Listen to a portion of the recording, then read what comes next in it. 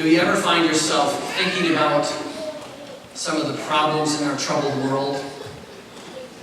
Can I hear a yes to that? Yeah. You can't get away from it, can you? I mean, if you watch the news, you turn on the internet, you turn your phone on, I mean, it's all around us. And I don't know about for you, but sometimes it can just be overwhelming. Yeah? It's like they're so big. There are so many of them. Will war ever cease? Someone told me that this past week, right now there's 34 wars going on around the world. It's like, oh my gosh, it's just you can't even comprehend things like that. So I'm not going to talk about all the problems in the world, but I want to bring up one that's a very big one and an important one since it goes well with our readings today.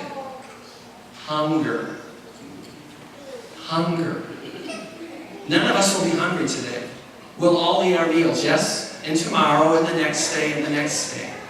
But a lot of people won't.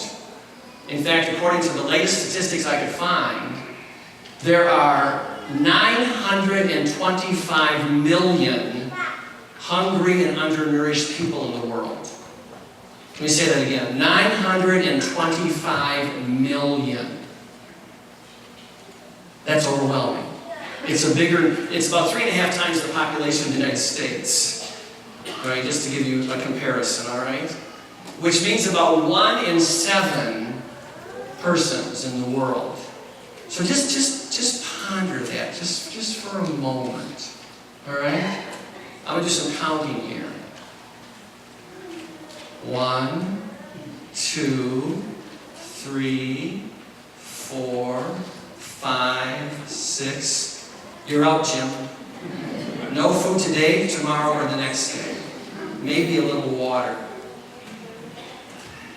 1, 2, 3, 4, 5, 6. Sorry, Mary Louise. None for you either. I mean, think about it in this congregation. Wouldn't we do something? Yes? Tell me, please. What can we? It's crazy. Now, not that we're not trying to do things. There's a lot. I'm not going to get into all the complicated political things and all that kind of stuff, but people are trying their best to try to solve the problem. But it's enormous. It's huge. And it can get so big that we can be not only overwhelmed, but we can be paralyzed and think that, what can I do?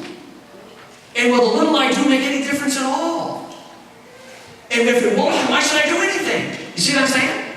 If you can fall into that mode, we're so overwhelmed, it's like, oh my gosh, what can we do?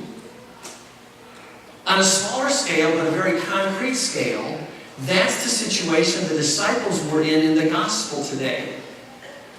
They look at this vast crowd of thousands of people that they and Jesus have been with all day long.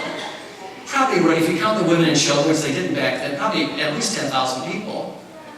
And it's like, oh my gosh, they're saying, it's a long day, we've had a good day, but they're tired, we're tired, they're hungry, we're hungry.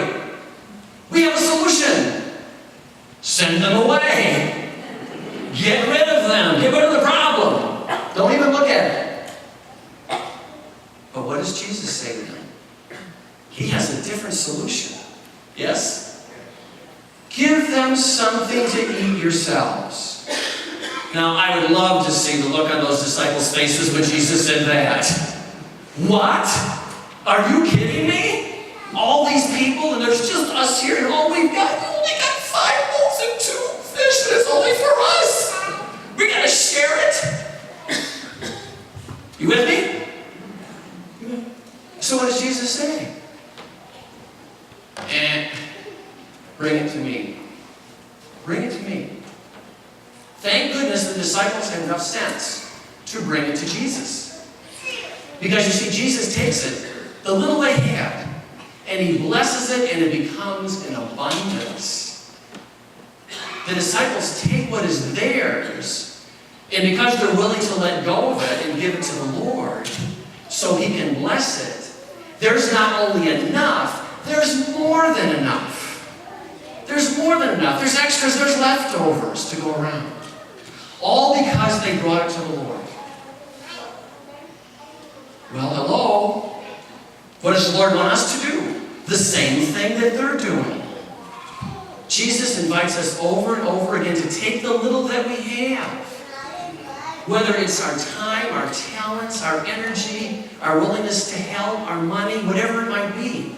And we say, Lord, but it's so little. And Jesus says, bring it to me. Bring it to me, and I will bless it. And he can make it into something much larger than we can ever imagine.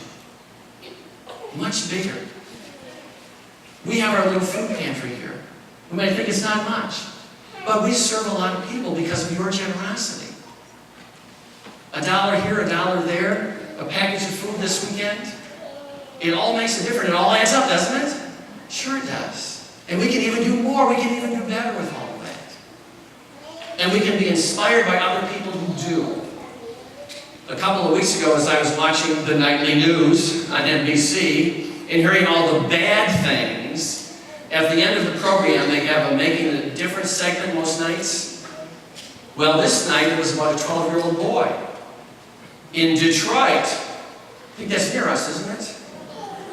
His name is Robbie Eimers. Robbie Eimers is feeding the hungry in Detroit. And he came up with an idea all by himself when he was 9. His grandmother took him to a homeless shelter. And they took some blankets and they took some food. And she thought, well, that was satisfying. He says, Grandma, I want to help some people. Well, that only got Robbie started. It kind of got a fire going in his belly. And he started saving his allowance and his birthday money and other things and trying to get other people involved. And now at 12, he has this whole group of people, family and friends, who every Saturday, every single Saturday, go down to a section of Detroit in 4 or 5 vans. They unload tables. They set the tables up. They put out clothing, sandwiches, water, and snacks. And hundreds of people are being served. In fact, so many that other Samaritans have got involved. Places like Walmart have got involved, and groups like the Detroit Records have gotten involved. All because a 12-year-old kid said, we got to do something. We can do something here. And when he was interviewed, he said this really beautiful, simple thing.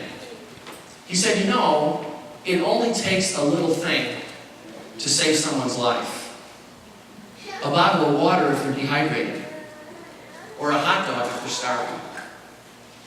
So for Robbie Eimers, the problem is not overwhelming. There is something we all can do, and that's the miracle. When all of us do something, and all of us reach out to those in need, and let the Lord bless it, it can and does make a real difference.